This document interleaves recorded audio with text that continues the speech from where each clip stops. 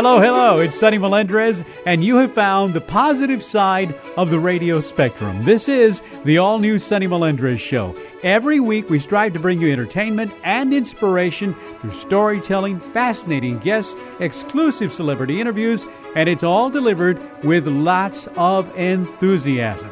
And, of course, we're brought to you by Ideal Precision Roofing. Now, if you have hail damage, if you think you might have hail damage, please do not wait until it's too late. In fact, here is Jennifer Degner of San Antonio, who recently had her roof replaced by Ideal Precision. Just listen to what she had to say about her experience. We, like everyone in our neighborhood, had the hailstorm a few months ago, and we were able to see how large it was, and so we just kind of did what you would normally do, have the insurance come out, and in fact we ended up having significant hail damage, so we knew we needed a roofer. We've dealt with different contractors over the years, and you have where they don't respond, or you're having to practically beg them to come do the job that you need done, and not once did we ever have that feeling with him. The second day when they finished up, I was laughing because it was so crazy how they were all over the house for 2 days, and there was stuff everywhere, working. And I came home that afternoon and said it's actually really eerie because it's like they were never here, like they just vanished, and not one sign of them here at the house. I would highly recommend Ideal Precision Roofing. They were professional and amazing. They did a beautiful job and were very fair. And we felt like we were in very good hands the entire time. Thanks, Jennifer. That says it all. So, if you think you might have hail damage, call the experts at Ideal Precision Roofing at 210-485-1553. That's 210-485-1553, or visit them on the web at idealprecisionroofing.com. And now, on with the show. Sunny Radio, sunnyradio.com, San Antonio.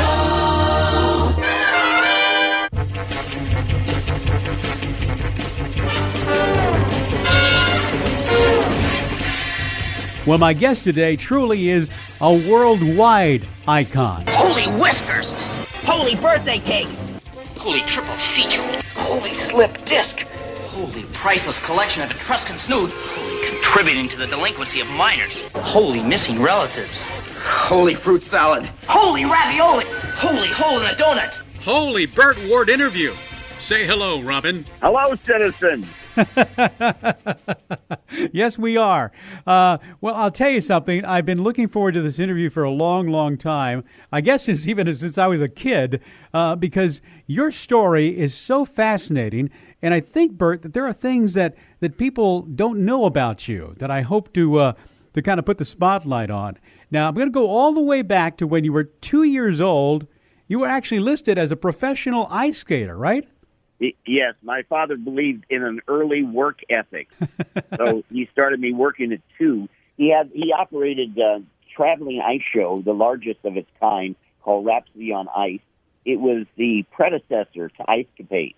Wow. And and so what happened? What I remember from it is that, and I have these little skates that I'm telling you, the skate is not more than 6 inches long with the blade. Guess. I mean, so the shoe is probably 3 inches long. But I remember that they would introduce me, and 2 of the professional skaters would come out, and they'd each hold my hand, and we'd skate around, this big rink, right? Sure.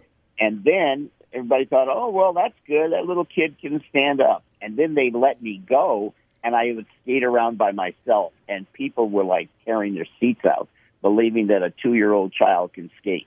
I guess. How incredible. What a great experience. Now, did that lead to a showbiz career? I really don't think so. My father ultimately sold the show. He moved to Beverly Hills, became a very prominent real estate person, and I was studying acting because I wanted to be an actor. And on the weekends, I was helping him with the real estate by sitting at houses when people would come by. And one of the people that came by was a producer named Saul David, who had produced all the Von Ryan Express movies, Skullduggery, and a number of other films. And I had asked him, gee, could I do a scene for you? And he said, sure. And I was, at the time, I think I was 19. And And he said, I think that's very good. I'll tell you what. He said, it's very hard to break into this business. I'm going to send you to an agent because that's about the only way you can get in. I said, okay. So he set up this appointment for me to go see this agent. When I got there, the first thing the agent said was, I don't know why he sent you here. I can't get work for the actors I've already got. Now he's making me take you, and don't expect to work for a year. And if you do, you're going to get like maybe one sentence. Okay. Wow. So I said, okay, Yeah. And he said, we'll call you. So a couple of weeks go by, and I get a phone call from someone in his agency, and they don't even know what it is. They just said, oh, there's something going over at 20th Century Fox. We set up an appointment for you tomorrow at 4:30 in the afternoon, and go over there, and you're to see such and such a casting director at such and such a bungalow.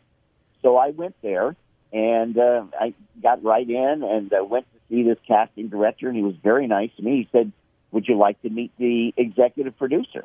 I said, sure. I figured everybody got to do that. Well, that's not exactly true. So I went in to see the executive producer, and I guess because I hadn't been rejected like many other actors, I wasn't like defensive, Sure. I just came in, I said, hello, sir, and I grabbed his hand and shook it real firmly, and I think it caught him off guard that somebody would be that forward. And he looked at me and said, well, you're kind of big for the part. I said, oh, but sir, I promise you I won't grow anymore. And he laughed. How could you stop that? Sure. And so then he said, would you like to do a screen test? I said, sure. I figured everybody got to do a screen test. Well, that's not true either. Oh. But sooner or later, he set up a screen test, and I screen tested with Adam West. And I met Adam about 15 minutes before the screen test, and he and I started talking, and within 5 minutes, the two of us were laughing, and we never stopped laughing for more than 50 years. We just got along so great. Unbelievable. And so anyway, now on the screen test, I had no idea what it was for. I was handed a single page, and all it said on the page was Bruce dialogue and Dick dialogue. No Bruce Wayne, no Dick Grayson, no nothing. Just Bruce and Dick.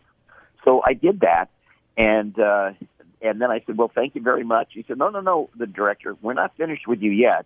You need to go over on the other side of the sound stage, and there's two wardrobe guys there that are going to help you get dressed. And I stopped. I said, well, with all due respect, I'm perfectly capable of dressing myself. They said, oh, no, you don't know. You wait till you get over there. You'll see. So I went over there, and I saw this bungalow, and sure enough, these two gentlemen were there. And they had it looked like a giant couch. It must have been 10 feet long. Yeah. And it had all this stuff on it. And I said, am I going to put some of this on? They said, no, you're going to put all of it on. I said, what? So I put on this costume. I'm telling you, the most uncomfortable thing I ever put on my entire life. Oh. Everything bothered me. The tights pulled the hair on my leg. The mask bothered my eyelashes. The vest poked me in the chest because it was wool and it went through the T-shirt. The double-thick bridal satin pulled my neck back because the weight of that double-thick bridal satin. I'm telling you, and the shoes didn't fit and hurt. Everything couldn't have been worse. And they finally got me dressed. And as I was hobbling towards the door, I turned to them and I said, look, here's the good news, because I always like to think of the positive. Sure. Right? Here's the good news. In another 15 or 20 minutes, I'll never have to put this costume on again. Famous last words, right? Yes.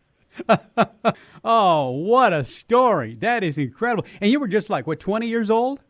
Yes, I was 20. And then after the screen test, I didn't hear anything for 6 weeks. Mm-hmm. But I was getting calls after the second week, I was getting calls from somebody in wardrobe at the studio asking me questions like, well, what's your glove size? Well, I don't know. What's your hat size? Well, I never wore a hat. You know what I mean? So Sure. go out and get measured for this. And I'm not understanding why they're asking all this stuff. And then after the 6 weeks, I got a phone call from these agents and said, you need to come in. We're going to have you sign contracts. I said, well, that's fantastic. I thought I was going to sign a contract with the agents so I would be formally represented, right? Oh, yes. When I came in and I sat down and I looked on the contract, it said 20th Century Fox. Mm. I said, well, what's this? They said, you got the series. I said, I didn't know that. And they said, you mean to tell me that the studio didn't tell you? I said, no. And the studio, when I saw them, they said, you mean to tell me your agents never told you? So of the 6 weeks, the last 2 weeks I actually had the role, but I didn't know about it because nobody told me. That is incredible. And it's probably a good thing you didn't know, because then you would have been anxious about the whole thing, possibly. Okay, so take me to September 1965. You're in the Culver studio. That's where we started to shoot. Well, actually, the first day of shooting was on location in Bronson Canyon in Hollywood, where they have the Batcave. Sure. Or where we drive out of the cave, where the sign goes down, Right. Gotham City, 14 miles. So that was the first shot of the day, the very first shot on location. And I was there in makeup at 7 a.m. and in that god-awful costume. And I hobbled back into the cave to get into the Batmobile, and it's dark in there, Sure. So it took me a minute to adjust, and then I thought I saw Adam. I said, "Oh, Adam?" And he said, No. My name's Hubie." I said, "Oh, well, you're dressed like Batman." He said, "That's right, because this is a very dangerous stunt, and the studio doesn't want to take a chance of Adam West getting hurt." What about you? Well, that's good. Well, yeah, that's good. And then I thought for a minute. I said, "Really dangerous?" "Oh, yeah. We have to come out at 55 miles an hour and make a sharp left turn." I said, "Is stunt work dangerous?" He said, "Oh, it can be." He said, "Actually, the more bones I break, the more money I get." Oh. And I said, "Oh, my goodness." And I said, well, wait a minute. If this is so dangerous, is there a stunt man for me as Robin? And he said, yeah, there is. I said, well, that's good. Well, where is he? Oh, last time I saw him, he was over having coffee with Adam West. And now I can hear him say, "Roll it up, get ready to shoot." And I'm saying, "Oh, no, there's a mistake here. Terrible mistake." And the second assistant director runs over and says, "Burt, what's the problem?" I said, "This man is a stunt man. And he tells me it's a very dangerous stunt and that they don't want to take a chance of Adam West getting hurt." He said, "That's true." I said, but he said, "I have a stunt man, and he's over having coffee with Adam West. Why isn't he sitting in this car instead of me if it's so dangerous?" Yeah. He said, "Because we can't use him." "Oh, you can't use him?" "No." I said, "Well, why not?" He says, "Because he doesn't look like you." I said, Oh. "Oh, my God.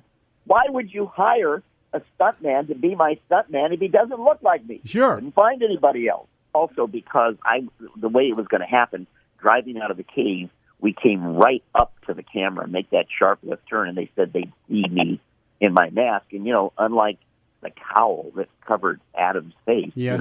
my mask really only covered, my eyes and part of my nose. Sure. So they figured that they'd recognize me, because the problem is I had a great stuntman. Unfortunately, he had a nose like Cyrano de Bergerac. I mean, he was like, or Jimmy Durante. I mean, oh my God, a huge nose. So anyway, we finally going to shoot the shot. They come out at 55 miles an hour right at the camera. And the stuntman did a perfect job. He made that sharp left turn. But unexpectedly, my door flew open. And what happened when it flew open, it hit the cameraman and knocked him off the camera truck. Oh. It knocked one of those giant arc lamps over, which if it had landed on somebody, would have killed them. Sure. Okay? And in my case, it threw me out the door, and at the last second, I threw my arm back, and I managed to wrap my little finger in pure luck around the gear shift knob that kept me from being ejected. But it pulled my finger out of joint, which was incredibly painful. I can Incredibly imagine. Yes. So anyway, all this stuff got knocked over, and people rushed to the scene, and they said, "Burt, are you okay?" I said, "Yeah, but my hand's hurting." And even through the glove, it had already swollen up twice the normal size. So and they said, "Burt, we got to get you to a doctor. That's very painful. We know that, and it's got to be reset, which is even painful to do it." And I said, "Okay, well, tell me, where do I go to get to the car to go to the hospital?" "Oh, we can't do that now." "What do you mean?" "We didn't get the shot. We got 80 guys on the crew." "Oh, all right." That was 7:30 in the morning. At noon, I left for the hospital. You poor guy. Unbelievable. And that was your introduction into That's right. into and television. The first Yeah. 4 days in a row, I went to the emergency hospital with second-degree burns. A 2x4 landed on my nose and broke my nose. I mean, and Wow. I think I was going to survive the first week. But I'll tell you something, the studio was very smart. Yeah. Once they realized how dangerous the show was, they took out this giant life insurance policy, millions of dollars life insurance policy on me. And I could swear by the end of the show 3 years later, I thought they were trying to collect on that policy. I'm sure. All right. So the show premieres January 12th, 1966 at 7 p.m. on ABC. You're watching. How do you feel? You know, remember when you're filming something, and in my case, I'm like 19 years old. Well, actually 20 years old, and then going on 21. Okay. But at 20 years old, I'm the youngest person on the set. Mm-hmm. Closest person in age to me is Adam at 37. Wow. All the rest of the crew were in their 50s and 60s because these were the top professionals. You know what I mean? Sure. They had the best crew and all of that. So what happens is you get dressed, you get into makeup, and there's a very famous thing in show business, which is hurry up and wait. Okay? Hurry up and wait. Yes. So I would sit there and wait for 45 minutes to work for 30 seconds. And then you wait another 45 minutes to work for 30 seconds. And all day long. So all I saw was pieces, little pieces of things. Sure. And when I watched the show at 7 p.m. on that Tuesday night, January 12th, 1966, I wasn't aware of all the stuff they did, but I was blown away. I mean, for example, first of all, the theme music, right?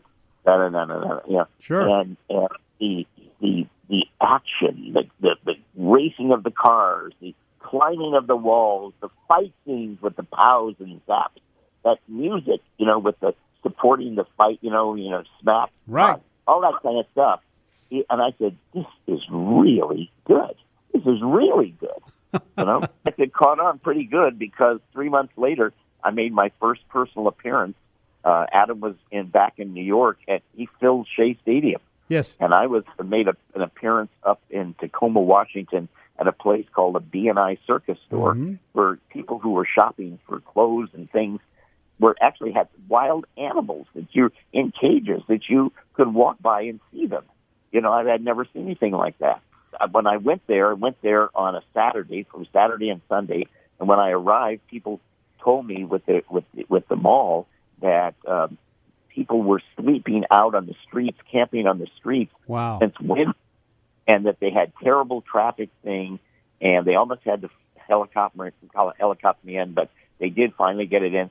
And you know, there was just, I mean, it was huge. They handed out raffle tickets, and they handed out 310,000 raffle tickets. Holy! That is incredible. Now, I want to back up because you asked the producer, or maybe the producer offered why he had chosen you from 1,100 other actors to be Robin. Right. Well, in fact, when I first day on set, he was there and he came up and he said, "Burt, we're glad to have you on board." He said, "Would you like to know why we selected you?" And I said, "Yes, sir, I would." You know, I was always brought up to be very respectful. And he said, "Well, we interviewed 1,100 young guys, and he said, the reason we selected you is because in our mind, forgetting television, forgetting about it, if there really was a Robin, I mean the real thing, we think you would be it. So we don't want you to, quote, act or whatever. We really want you to be yourself and be enthusiastic," which I already am. And that's what I did for 120 episodes. Isn't that great thing was that the really great thing is that the studio and producers and all this crew were so worried about trying to get these effects to work, you know, this giant thing, you know, and all this stuff to work, right? That Adam and I, other than being said, okay, you're in the Batmobile or you're in the Bat Cave in front of the Bat computer, other than telling us that, we could do whatever we wanted. And we did. And, you know, Adam was just an amazing guy. He had this most amazing sense of humor. And what we did is we played it straight for kids.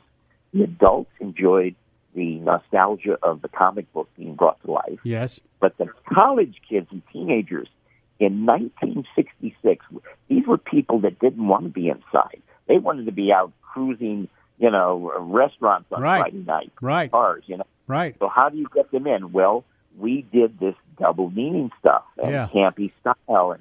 And because of that, they just jumped on it because they got it, and yet the kids thought it was straight hero worship, and it worked great because it's almost like we reached through the television to reach people sitting in their living rooms. You know what I mean? Sure, I know. This wasn't a casually watched show.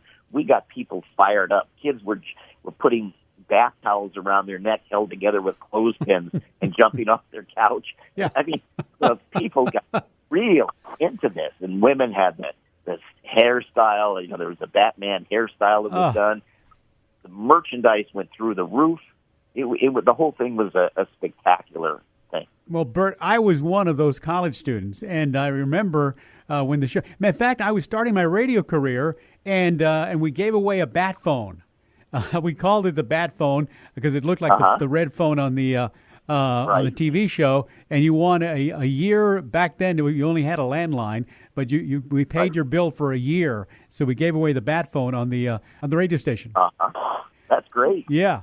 Now you have to ask you. You have a photographic memory. So when you were on the set, well, close.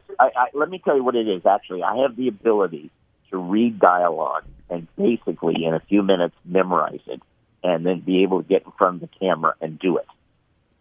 Poor Adam, he needed a teleprompter, and he would get so frustrated because he couldn't read the teleprompter. And I was never missing my line. It's like irritated. That's not fair. You know your lines, and, sure. And I have to read a teleprompter, and I can't always see it through the mask. And it's not like you had these big long monologues because you're doing it in sections. Right, but there were some pretty difficult lines. I mean, there were some real tongue twisters. Okay, I'll give you an example of one that I had to say very fast. Okay, and this was I said to Batman, "Haven't you some anti-ballistic bat flax in your utility belt, Batman?" You try saying that. Let me tell you. I struggled with that. I mean, there was a lot of tongue twisters, and everything that I did had to be high energy. You know what I mean? Right.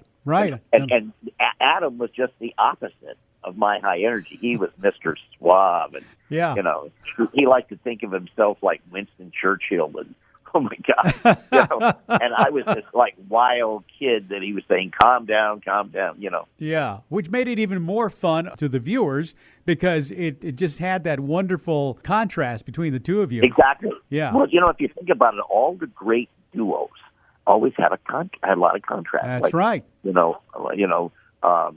Laurel and Hardy. Right. Ed McMahon and Johnny Carson. There's just so many of them, that had these big contrasts.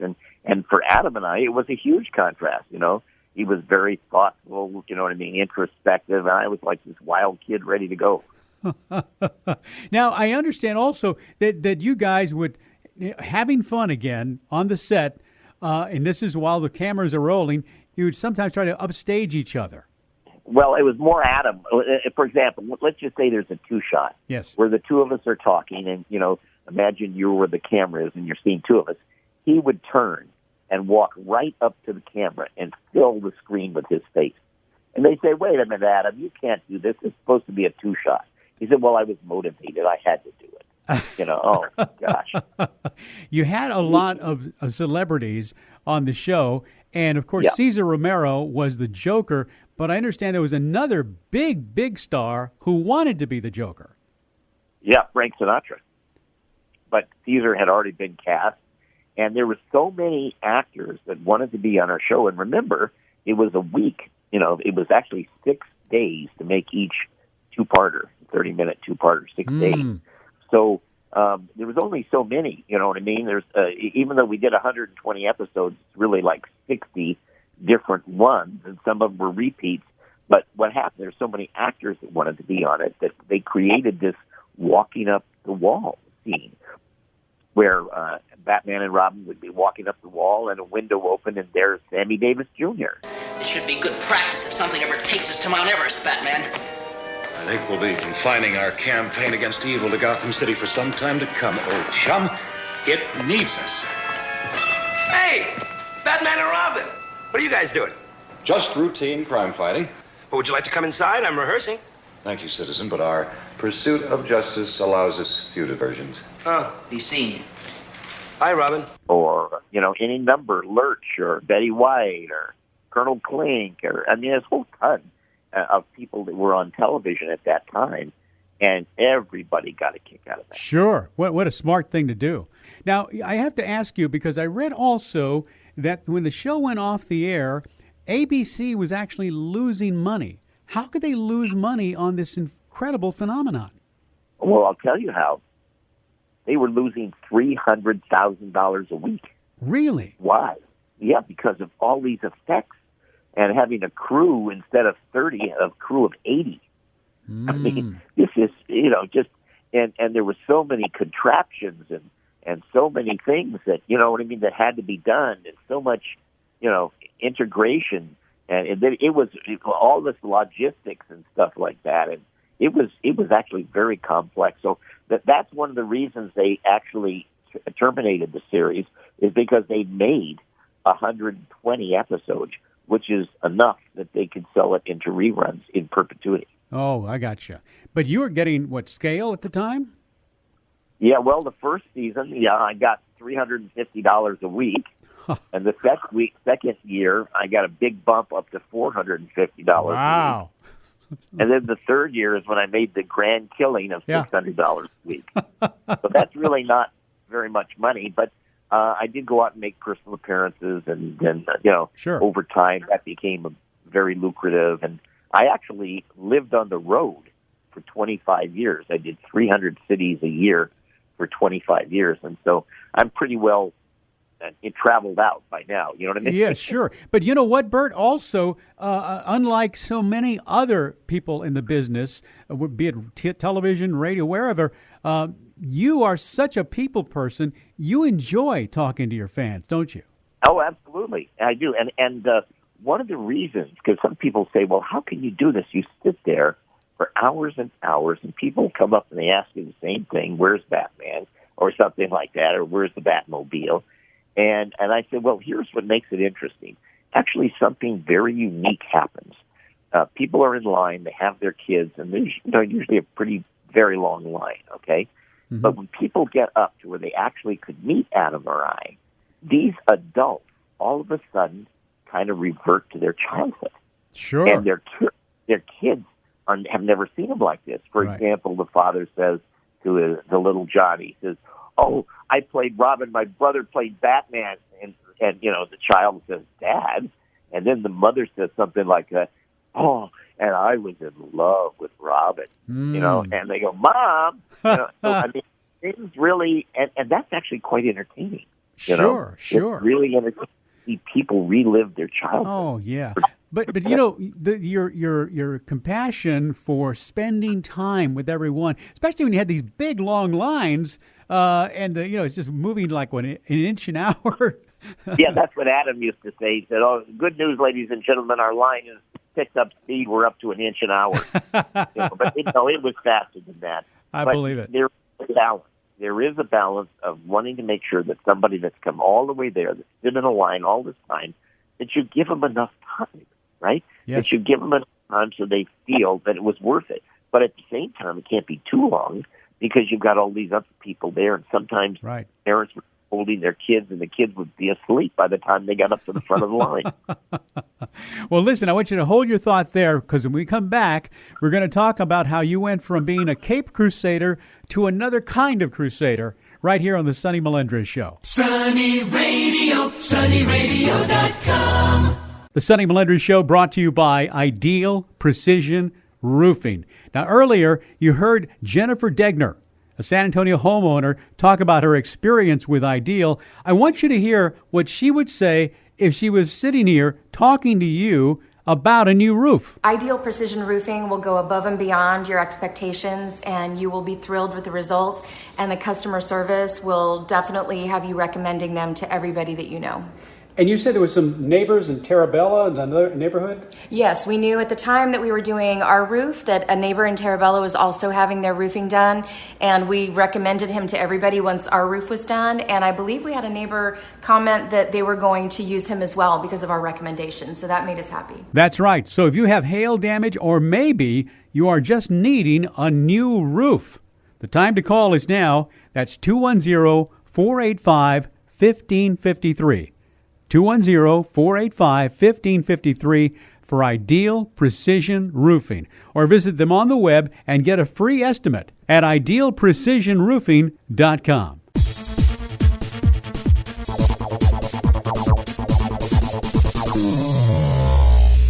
We're back with Burt Ward, and of course, just this phenomenal career as Robin. But you went beyond, above and beyond, I should say, for some creatures with four legs. Tell me about that. Right. Well, I like to say that I was the Cape Crusader, and now I am the Canine Crusader.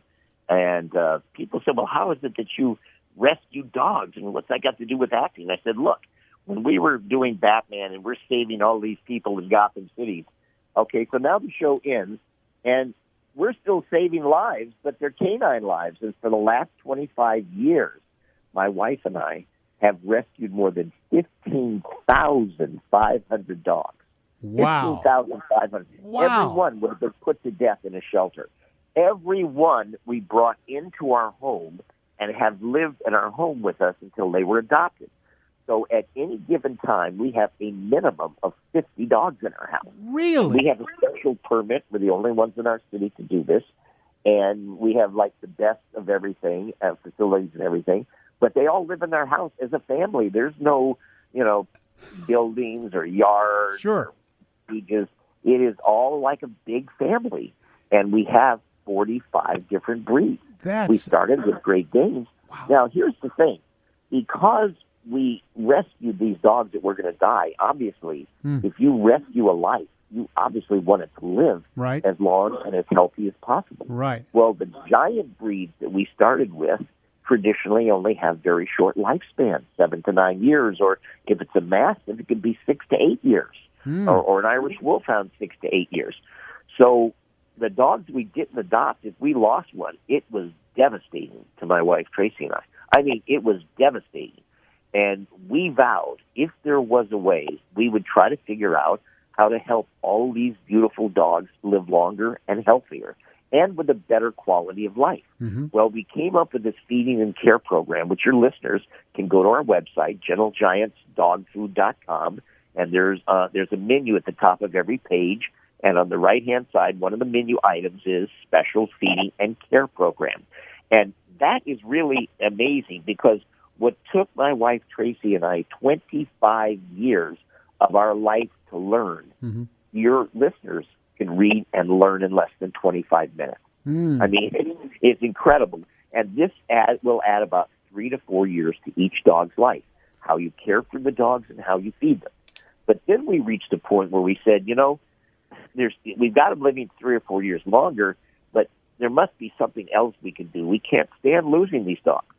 So we went out to create a dog food, all right? And our dog food is different than every other dog food. We thought if we just made the best food possible, And by the way, this is our charity. We don't take any salary from this. This is all charity, okay? But we thought if we could make the very best dog food possible, that maybe we could pull out another year or a year and a half for each dog's life. But we found out something so upsetting, it changed our lives forever. I want to share this with your listeners. What we found out is that other dog food companies know something the average person doesn't know, which is the more fat content you put in dog food, the hungrier it makes dogs. Oh. In my opinion, it's all about money. Okay, so dog food, if you look at any bag of dog food, on the back usually or sometimes on the side, next to the ingredients is a chart called Guaranteed Analysis. The first item is protein. The second is crude fat. And by the way, it doesn't say healthy fat. It says crude fat, okay? And you'll see that almost every dog food sold in the United States has a crude fat content of 12 to 22% crude saturated fat. Well, that you couldn't find anything more unhealthy. So we didn't add any fat to our food. We weren't trying to sell more dog food. Yes. We're trying to keep the dogs alive longer. So our fat content is only 9% when everybody else's is 12 to 22. That's one thing. Mm-hmm. Another thing is, I don't know if you have a dog, but if you've ever felt dog food, it has a slightly greasy feeling on the outside. You know why that's there? It's because dogs love the smell and taste of meat, but they do not like the smell and taste of fat. So when these dog food companies fill the food with fat, afterwards they got a problem getting dogs to eat it. Mm-hmm. And here's how they discovered how to solve that problem. The only fat that dogs will readily eat is chicken fat.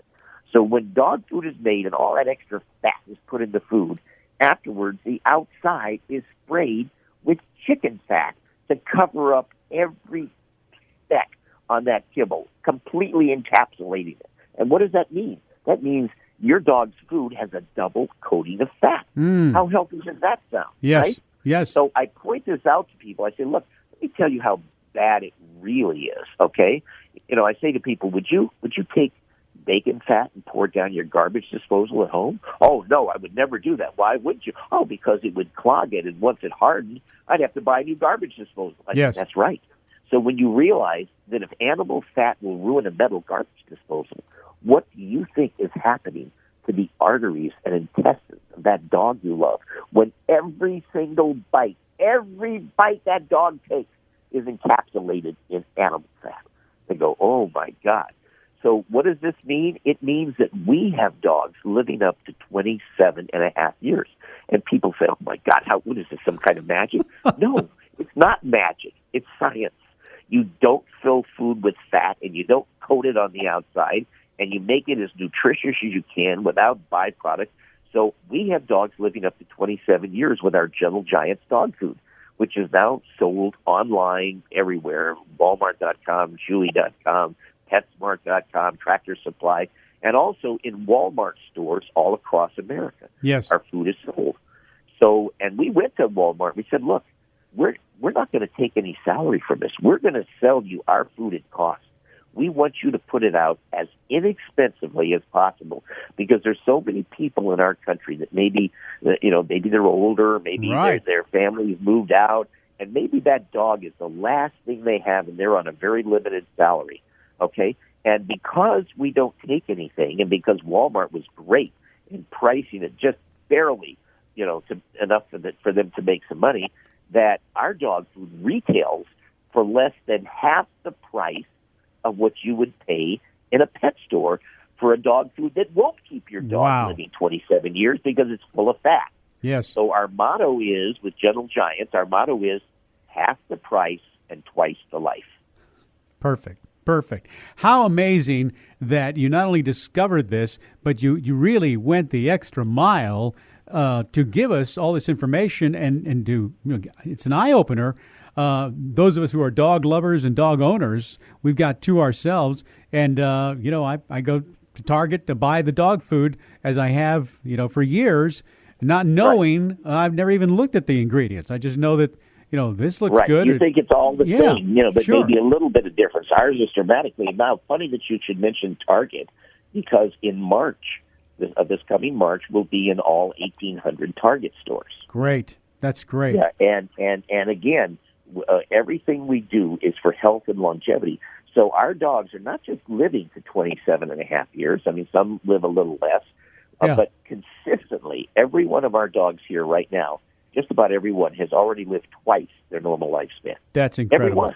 Everyone, Yes. And so we're actually not adopting anymore because how can you adopt a 16-year-old Great Dane to someone when if they went to a vet, the vet would say there's no such thing. It can't be. A Great Dane can't live 16 years. Our Russian Wolfhound, Tara, who has a lifespan of 7 to 9 years, Inside Edition came out a number of years ago and taped her at 25 years old.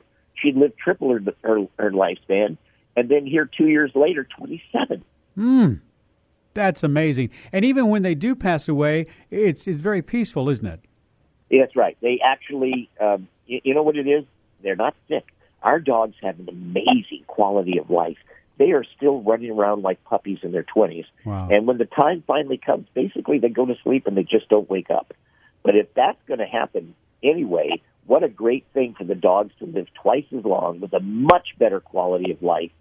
And our Gentle Giants dog food, actually, we're coming out with, in a week, on October 1st, we have a new recipe, which is real beef with real bacon. And there really isn't any other dog food that we're aware of that has real bacon in it. And it's also 100% poultry-free, no GMOs in our food. In other words, no genetically modified organisms, which a lot of vets are saying now are causing cancer and shortening dogs' life. So we've done everything there is, and we consider this our charity, and we love dogs. That is just not only an amazing story, but what a purpose-filled double career you've had now with these dogs for 25 years. How many bags does it take to feed the dogs that you have? You say you have about 50. Well, we feed 600 pounds a day here. Oh. Okay? So if you take a 33-pound bag of dog food, which is pretty big, yes. 33 pounds, we feed 16 of those a day. Amazing. That's 112 bags a week. That is a lot for dog food.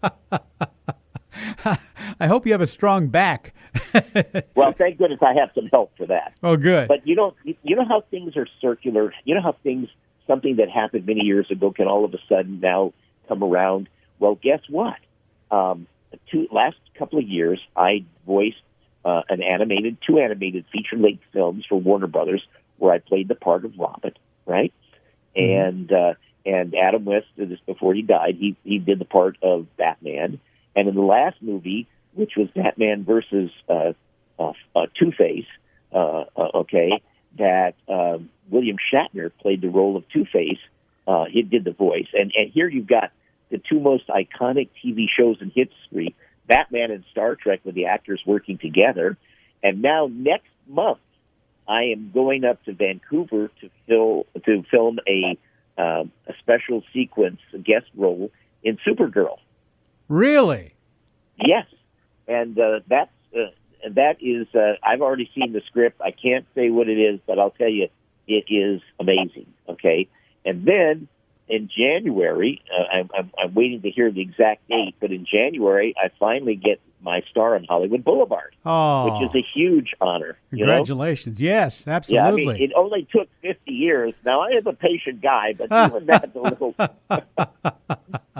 Well, Burt Ward, what a wonderful, wonderful life you lead, and how inspiring it is for the rest of us since we were kids and all the way up to now, and now what you're doing with the Gentle Giant Rescue and Adoption Center. GentleGiantsDogFood.com is really where they can read all the stuff of how we help them live so long. GentleGiantsDogFood.com. Great. GentleGiantsDogFood.com. And again, we'll have a link on SonnyRadio.com for all these wonderful endeavors of yours.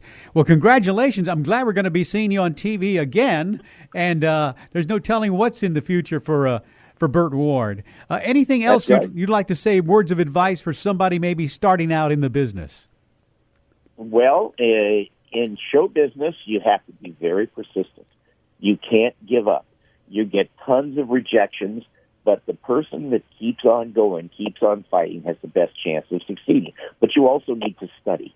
And you need to be, if you get a chance to do something, you got to be prepared to do it good. You know what I mean? Sure. Then I have another thing with people, to cheer them up a little bit. I say, listen, just remember, the first 100 years are the hardest.